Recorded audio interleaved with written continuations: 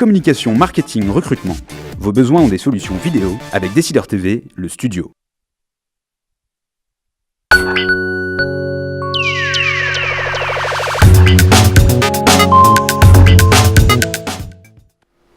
L'éditeur de la gestion s'engage les conseils, c'est l'émission qui applique d'une façon pratique et concrète, évidemment réduite, centrée on va dire, l'analyse qui a été faite dans l'émission complète, l'éditeur de la gestion, l'analyse que vous pouvez consulter en cliquant sur le lien voisin sur le même site. Donc je suis avec Dominique Dequitte de la financière Tiepolo.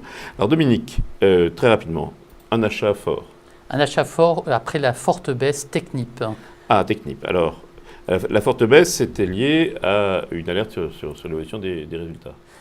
Assimilé à une alerte sur les résultats, mais essentiellement un impact de devise très marqué et peut-être, et ça sera surveillé sur la prochaine publication, des délais dans une livraison sur le golfe du Mexique.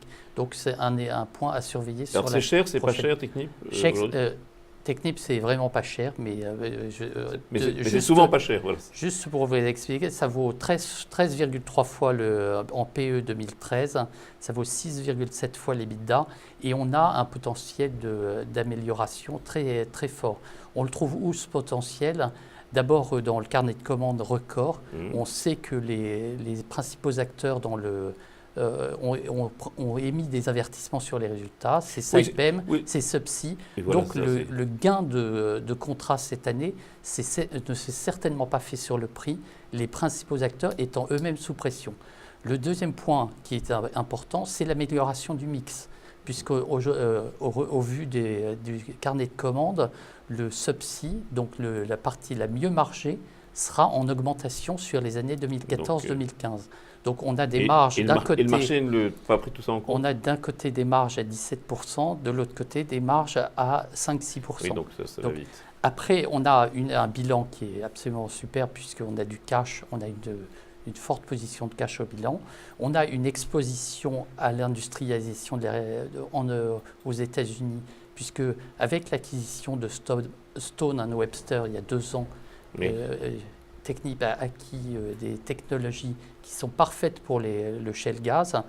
Donc, tout est en place pour pour une vraie histoire boursière. Alors, quand vous posez la question, est-ce que le marché ne le sait pas ? Le marché, effectivement, le sait.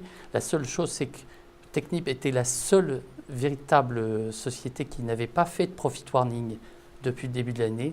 Donc, les investisseurs, devant des résultats impactés par des impacts monétaires, l'ont pris plus comme une alerte sur les résultats, alors que c'était finalement une possibilité de prendre des bénéfices, puisque c'était une société qui n'avait pas baissé en fait. Bien, alors s'il fallait vendre, rester à l'écart de quelque chose, qu'est-ce que vous diriez ? Donc, nous, on est... Toujours les obligations. Je fuis les obligations. Je fuis les obligations parce que toutes les obligations corporate sont extrêmement chères. Et aujourd'hui, il faut avoir des durations très longues pour trouver des rendements un peu sympathiques. Donc, vous nous avez dit, il y a plus de rendement sur les actions et il y a du potentiel en plus. Très largement. Alors un joker. Un joker, c'est Bourbon. Aussi une autre parapétrolière. Vous restez dans le pétrole, oui. On reste dans les services pétroliers. Oui, pas dans le pétrole.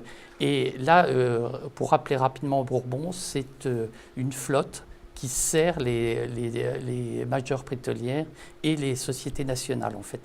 Et cette flotte a été rajeunie durant ces 10 dernières années par des investissements très significatifs, d'où un endettement qui était jugé par le marché assez élevé.